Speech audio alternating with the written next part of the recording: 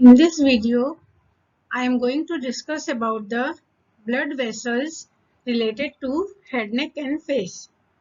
As you all know, blood vessels means artery and vein both. In blood vessels part 1, we will discuss about the arteries only, and afterwards in part 2, I will discuss with you veins.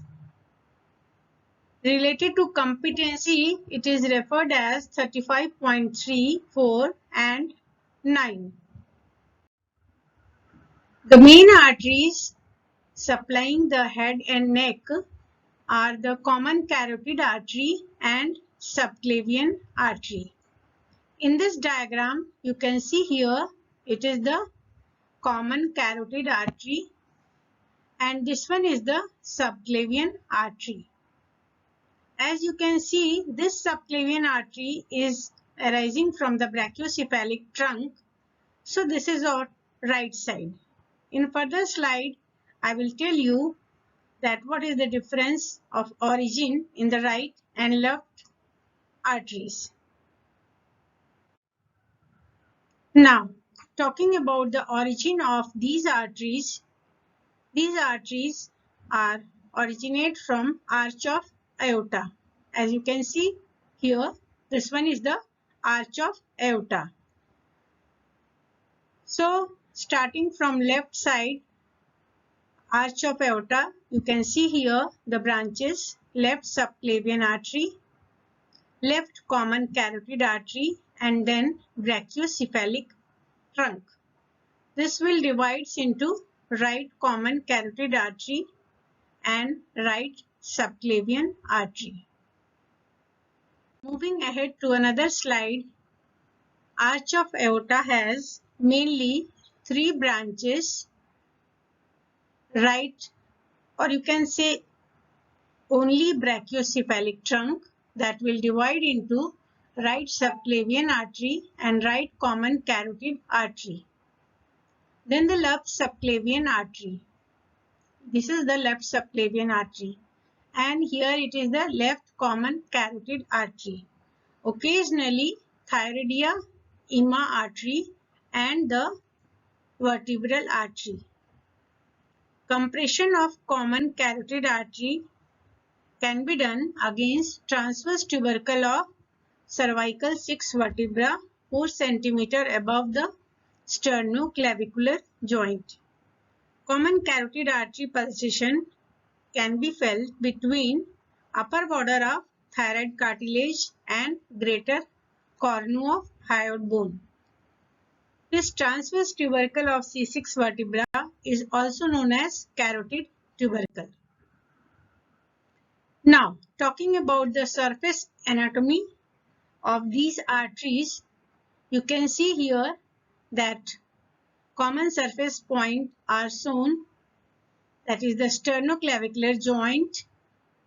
From the sternoclavicular joint up to the upper border of thyroid cartilage, this one is the thyroid cartilage. The common carotid artery will divide into external carotid and the internal carotid artery. Right from the sternoclavicular joint, if we move to the between the middle and medial third of the clavicle, a point that is for subclavian artery. As we have seen that right and left has different origin, so in the left, the originating point is taken as the center of manubrium.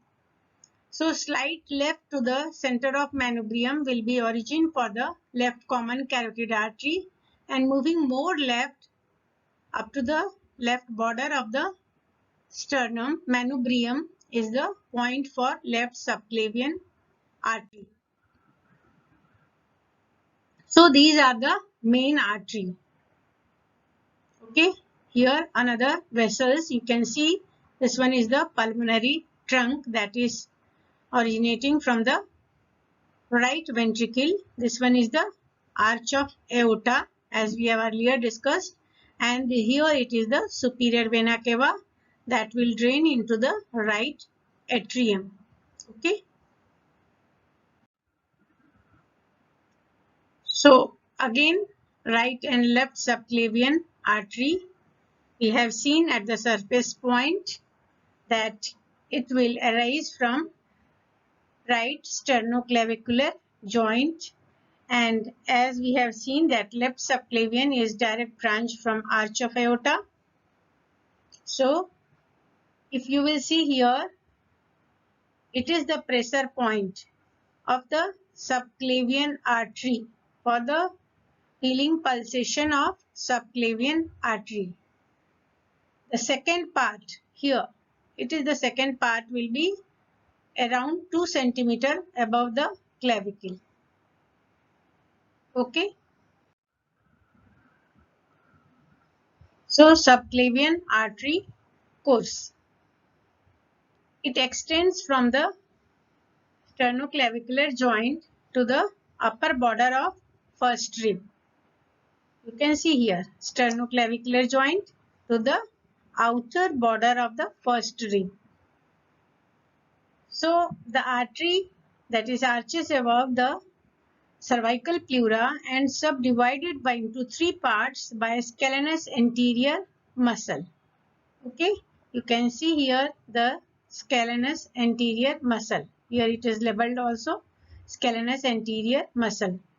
So you can get the MCQ question that subclavian artery is divided into 3 parts by which muscle? So answer will be the scalenus anterior muscle.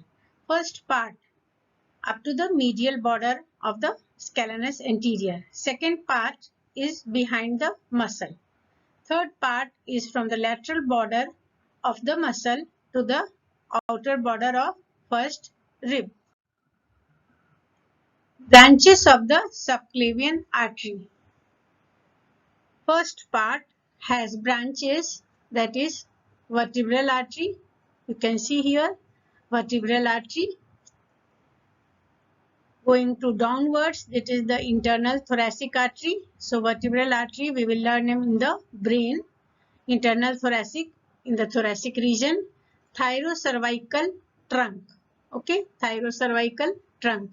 So branches have inferior thyroid. Okay, inferior thyroid.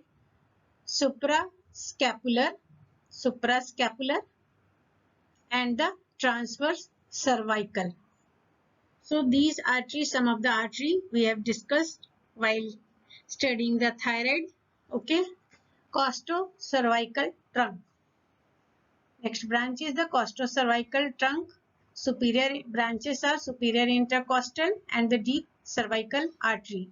On the right side, costocervical trunk is from second part. Okay, and in the left side it is from first part. Third part is giving branch, that is the dorsal scapular artery. Okay, in 1/3 of case the dorsal scapular and superior superficial cervical may arise from a common trunk, thyrocervical trunk, and then it is named as the transverse cervical artery. You can see here. This is the transverse cervical. So superficial cervical and dorsal scapular both are originating from common trunk. If it is separately originating, then it is named as the superficial cervical and dorsal scapular. Relations of 3 parts of subclavian artery. In the first part, anteriorly, you will see the common carotid artery, internal jugular vein, vagus nerve, vertebral vein, phrenic nerve, sternocleidomastoid, sternothyroid, and sternohyoid muscles. Thoracic duct will be on the left side, cardiac branches of vagus and sympathetic trunk, and ansa cervicalis and phrenic nerve on the left side. I know without the diagram, so it's better that you will put in one side the diagram. So it's not possible. I will show you the diagram in the next slide. So if the diagrams are there, relations are more easy to understand. In the first part, posteriorly will be the apex of lung covered by cervical pleura and suprapleural membrane, sympathetic trunk and right recurrent laryngeal nerve, which hooks the undersurface of right subclavian artery. Okay. In the second part, obviously, the second part will be the behind the scalenus anterior muscle. So anteriorly will be scalenus anterior, phrenic nerve, sternocleidomastoid, and behind will be apex of lung covered by cervical pleura and suprapleural membrane. If you will see when you will study the first strip, you will see that subclavian artery is in relation with the lower trunk of brachial plexus and scalenus medius muscle. Third part, anteriorly will be suprascapular and transverse cervical vessels, subclavian and external jugular vein, anterior jugular vein, and behind will be apex of lung covered by cervical pleura and the suprapleural membrane. So this schematic diagram is very helpful in understanding the relation of the subclavian artery. You can see here, this is the scalenus anterior muscle. So this part will be first part and this part will be second part and rest will be the third part. So we have seen in the previous one slide that pulsation of subclavian artery can be felt when it is on the clavicle. This point is known as the pressure point of subclavian artery. Now I will tell you about the subclavian steal syndrome. What is subclavian steal syndrome? You can see in this diagram that one of the thrombolus has blocked the subclavian artery, that is the left subclavian artery. So if any blockage is there proximal to the origin of the vertebral artery, so on that side blood supply is not there. So this subclavian artery becomes very clever and it will steal the blood, small amount of blood from opposite side. So you can see here how it can be managed, because both sides of vertebral artery is joined to form the basilar artery. So here, so it is the subclavian artery is stealing the blood from opposite side. So that's why it is known as subclavian steal syndrome. Obstruction to subclavian artery proximal to the origin of vertebral artery may lead to stealing of blood from the brain, because this is going to the brain. So we have steal blood from the brain through the opposite side vertebral artery. So if the cervical rib is present, then also the subclavian artery will be compressed. Okay. And in aneurysm of the subclavian artery, it will be compression will be there. What is aneurysm? Aneurysm is that is dilatation of tortuous dilatation of any artery due to pathology is known as the aneurysm. Okay. Dysphagia leucoria. The right subclavian artery sometimes may arise from the descending thoracic aorta and compress esophagus, leading to difficulty in swallowing. So as we have seen that subclavian artery pulsation can be felt between medial and middle third of the clavicle by pressing it downward and medially in angle between the clavicle and posterior border of sternocleidomastoid. So this is the pressure point of feeling the subclavian artery.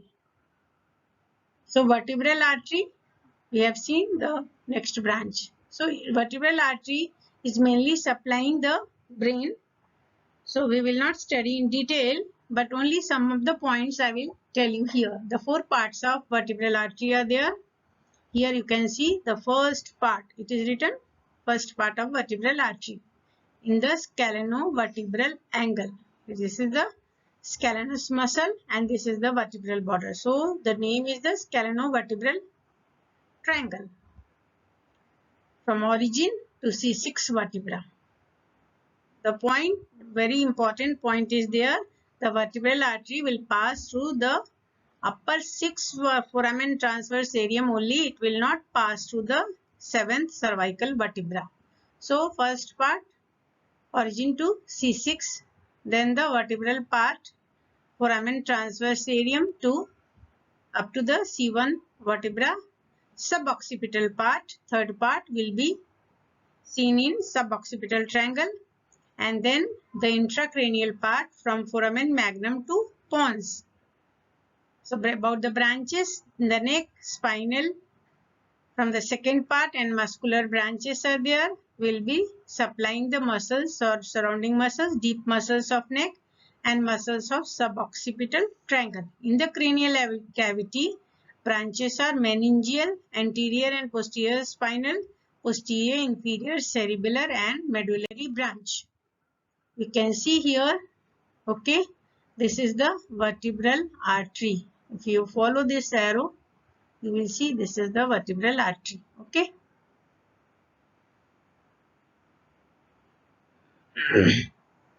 Along with the trunk of the brachial plexus.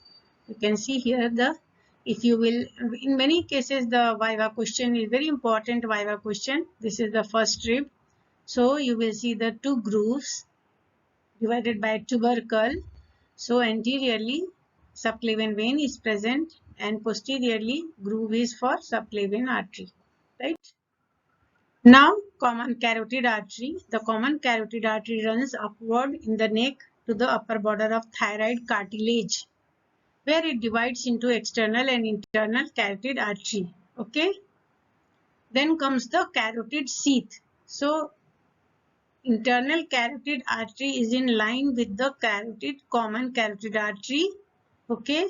So this will be along with the vagus nerve, and the internal jugular vein is present in the carotid sheath.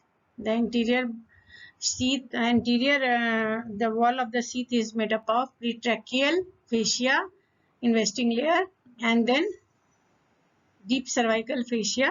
Okay, pretracheal layer of the deep cervical fascia and posterior layer is made up of prevertebral layer of deep cervical fascia. So here very nicely it is self-explanatory diagram is there, common carotid artery, and then about the external and internal carotid artery. So two of the swellings you will see in the path of the common carotid artery and its bifurcation at the termination part. Common carotid artery shows a slight dilatation known as carotid sinus. You can see here carotid sinus. It will act as a baroreceptor and now supply is from glossopharyngeal and vagus. Next is the carotid body. Okay, here the swelling is carotid sinus, and here the slight yellow color body is of carotid body. This is will be act as chemoreceptor. Okay, so body B after C, that is for chemoreceptor, and another one is baroreceptor. External carotid artery has a slightly curved course. In the lower part it is anteromedial, okay, and in the upper part it is anterolateral to the internal thoracic artery. Okay, at origin internal is external and dorsal to the external carotid artery. The arteries of the oral apparatus and adjacent region are, with few exceptions, branches of the external carotid artery. Only parts of the nasal cavity and upper part of the face are supplied by the internal carotid artery. You can see here, this is in line with the common carotid artery, but it's taking a curved course. Okay. At its origin, internal carotid artery is dorsal too. So that's maybe explanation of that internal carotid artery is arising from the dorsal part. Okay. Now seeing the parts of the internal carotid artery, only the one that is supplying to the eye is coming in the head, neck and face, and rest is going to supply the brain. So we will not go into detail, we will see only the ophthalmic part. So it is at the upper border of thyroid cartilage, it originates. It has four parts: cervical part in the neck, petrous part within the petrous temporal bone, cavernous part in the cavernous sinus, and cerebral part in the base of the brain. Cervical part has no branches. Petrous part has cariticotympanic. You can see here cariticotympanic and pterygoid branch. Cavernous part has trigeminal ganglion branch and superior and inferior hypophyseal branch. Cerebral part branches ophthalmic, that is dealing with the head neck part, and then terminal branches are anterior and middle cerebral and posterior communicating branch and the anterior choroidal branch. Cerebral part forms the roof of cavernous sinus. Okay. First run backwards along the roof of the cavernous sinus in the subarachnoid space, lies below the optic nerve, and it runs upward on the side of the optic chiasma and reaches anterior perforated substance and ends by dividing the anterior and middle cerebral artery.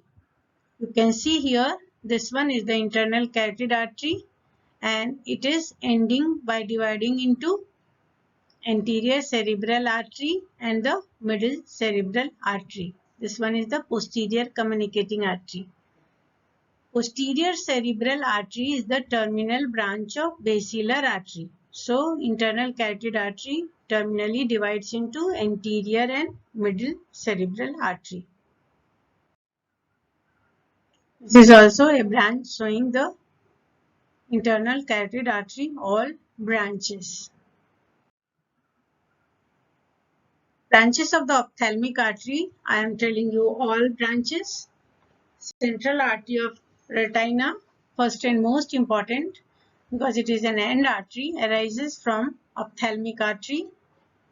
Still in dural sheath, below the optic nerve, okay, runs forward in the dural sheath and pierces the optic nerve inferomedially 1.25 centimeter behind the eyeball. Central artery reaches the optic disc through the central part of the nerve, supplies the optic nerve and inner 6/7 layer of the retina.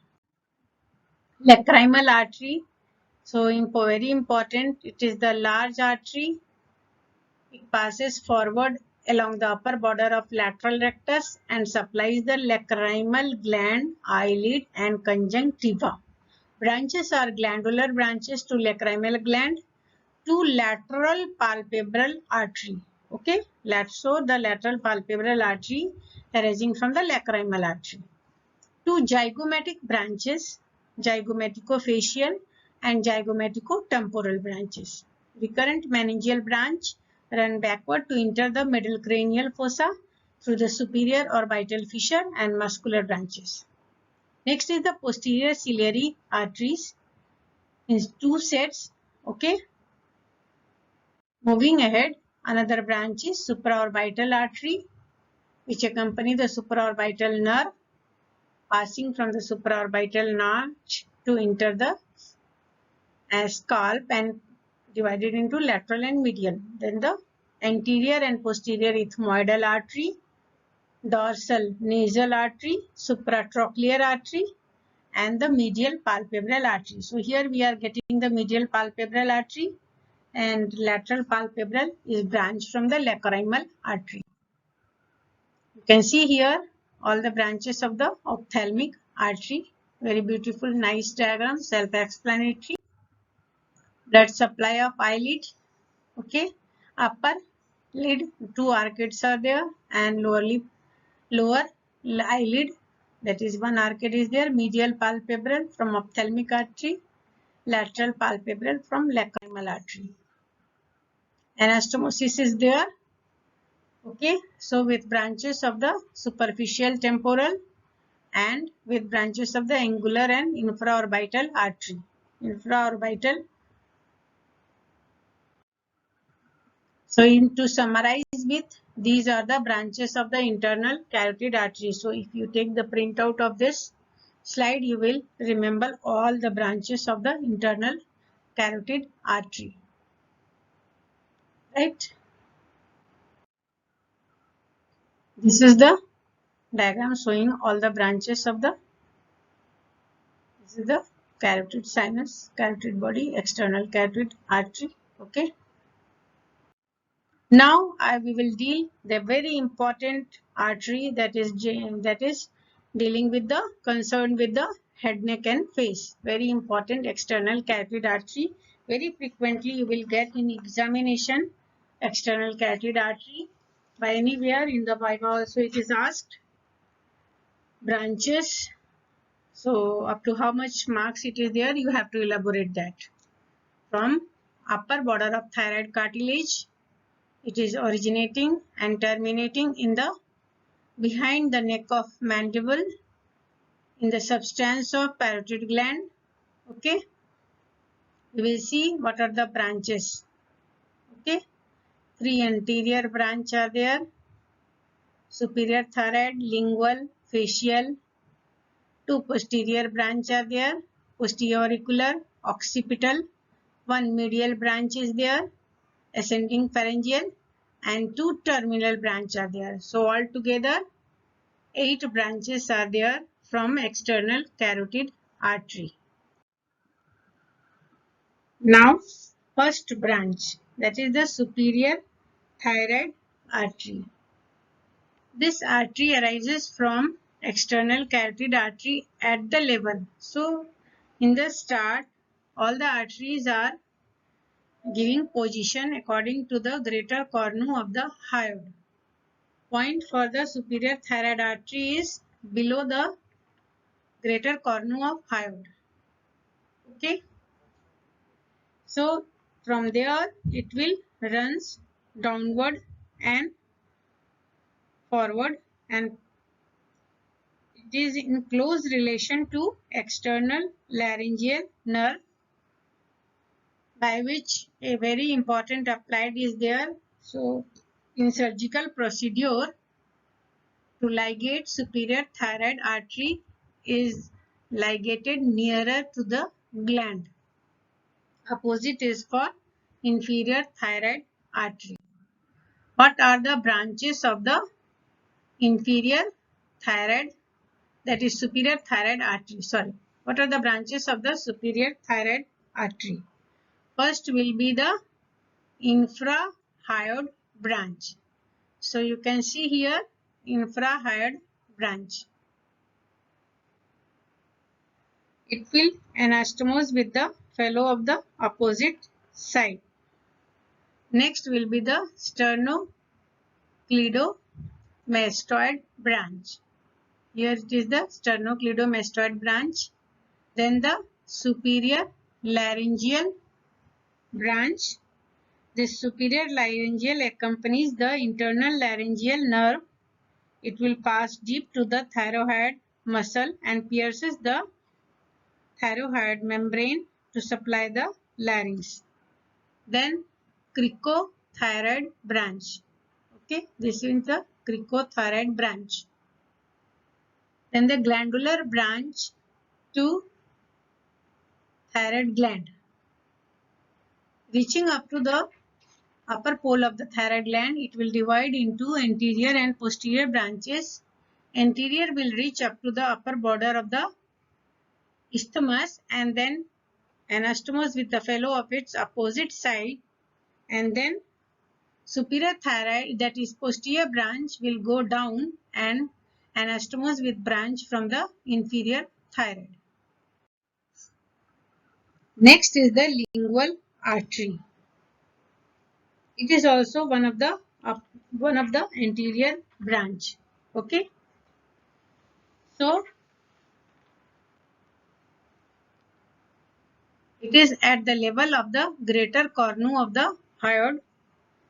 It is the main artery to supply blood to the tongue. Okay. It may arise in common with the facial artery, then it is termed as lingulofacial trunk. It is divided into 3 parts by the hyoglossus muscle. You can see here hyoglossus muscle, and this one is the lingual artery. Okay, so it divides it into 3 parts. First part will be in the carotid triangle and forms a characteristic loop which will cross superficially by the hypoglossal nerve. Second part along the upper border of the hyoid bone. Third part is the arteria profunda lingua. Profunda means deep. So what are the branches of the lingual artery? You can see here the first branch is from the first part, that is the suprahyoid branch. This one is the suprahyoid branch. Second is the dorsal lingual branch. Here, and the third is the sublingual branch. Okay, and this is the deep lingual branch. You can see here all the branches: lingual artery, dorsal lingual artery, sublingual artery, and then the deep lingual artery. Now coming to the facial artery. Okay, this facial artery is just above the tip of the greater cornu of the hyoid bone. It has cervical part and the facial part. This is the facial artery. Facial cervical part will ascend deep to the digastric and stylohyoid muscle. It will pass deep to the ramus of the mandible. Okay, so it has S-shaped bend. Okay, it has S-shaped bend. In the first bend, that is the submandibular gland is there, and the second bend, the ramus of the mandible lies. Okay, and then the facial part of the facial artery. Okay, then it is the facial part of the facial artery. Now coming to the branches. Cervical part has ascending palatine artery that will accompany the passes over the upper border of the superior constrictor and supply mainly the palate. Next will be the submental artery. It will supply the lymph nodes in the submandibular triangle. Okay, then the tonsillar branch and the glandular branch to submandibular gland. Facial part of the facial artery. Okay, here after the loop it has facial part, it has superior labial branch and then the inferior labial branch. Okay, then the lateral nasal branch, and lastly it is angular artery that will anastomose with branches from the ophthalmic. You can see here again the branches: inferior labial, superior labial. Okay, all the branches. Inferior labial anastomose with the branches of the mental artery. Okay, angular artery anastomose with the branches of the ophthalmic artery. Now coming to the occipital artery. It arises from the posterior aspect of the external carotid artery. It will run backward and upward under cover of the posterior belly of the digastric muscle and superficial to internal carotid, internal jugular, and the cranial nerve, last four cranial nerves. It will cross the apex of the posterior triangle. In the posterior triangle apex, it is seen.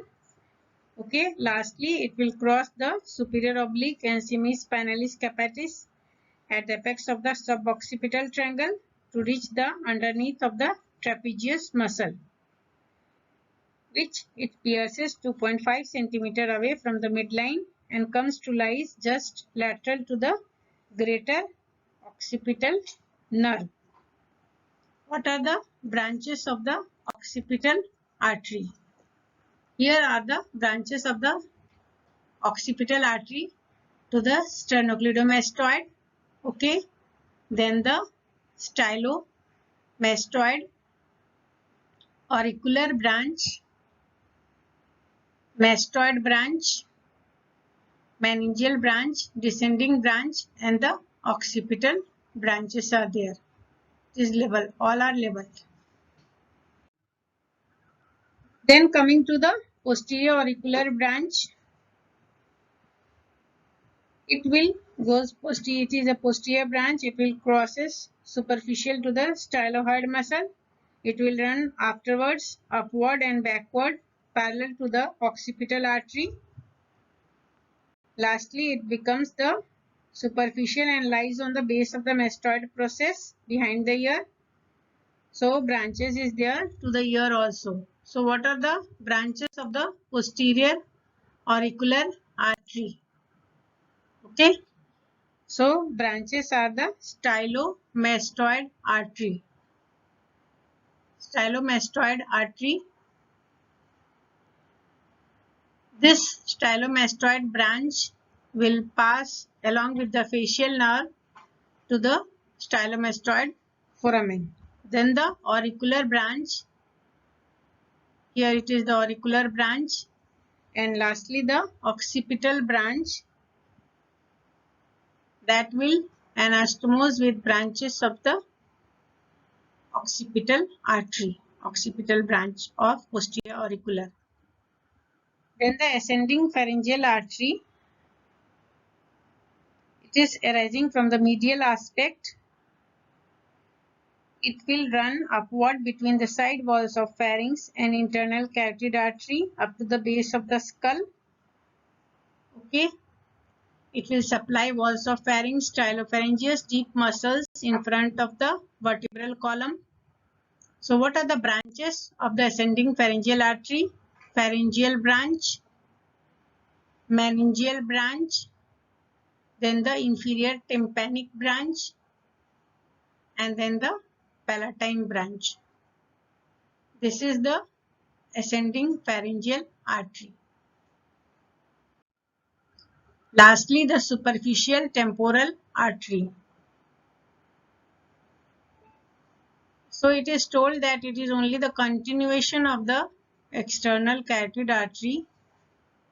It crosses the posterior root of zygomatic arch in front of the arterial. Pulse of this artery can be felt at this place.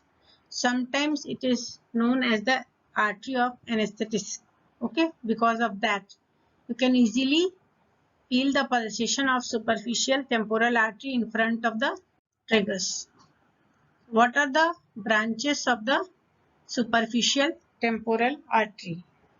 Okay, first branch is the transverse facial artery, that is below the zygomatic arch. You can see, or just at about the zygomatic arch. Then the anterior auricular branch. This is the anterior auricular branch. Then the zygomatico-orbital branch. Okay. Middle or deep temporal artery, and then here it is the anterior or the frontal branch or posterior or the parietal branch of superficial temporal artery. This transverse facial will anastomose with the palpebral artery. Okay. Zygomatico-orbital anastomose with the branches of the lacrimal artery. Middle temporal artery anastomose with the branches of the deep temporal artery of the maxillary artery. Okay. Middle temporal is branch of the, that is the here, and it will anastomose with the deep temporal artery. Middle temporal, that is branch of the superficial temporal artery. So here you can see the anterior branch of the last branch, that is the frontal part of the superficial temporal artery has become dilated and tortuous. Okay, this is known as very important clinical condition, temporal arteritis. Okay, or in other words, you can say that giant cell arteritis. Very common MCQ question is asked that which artery is served more, so then the answer will be the temporal artery, most commonly affected. Okay, another artery can also be affected, just like vertebral or ophthalmic artery. Okay, so what are the specific symptom? That is jaw claudication. Okay, another symptom is that the headache will be there. In angry, though the person that is being very angry, you can see the tortuous artery. Okay, so diagnosis will be the biopsy of this artery. In treatment part, the steroids are given. Okay, these are the branches of the maxillary artery. So altogether 15 branches are there. Maxillary artery is divided into three parts, that is from the lower head of the lateral pterygoid. Branches from the first part and third parts are all traverse through any of the foramina of the skull. In the second part, the branches are two muscular branches are there. Okay. So first part, that is the mandibular part, is sometimes it is known as, and then another part is termed as the, that is the pterygoid part and the pterygopalatine part. From the first part, the branches are deep auricular, passing through the foramen in the floor of the external acoustic meatus to the external acoustic meatus and tympanic membrane. Okay.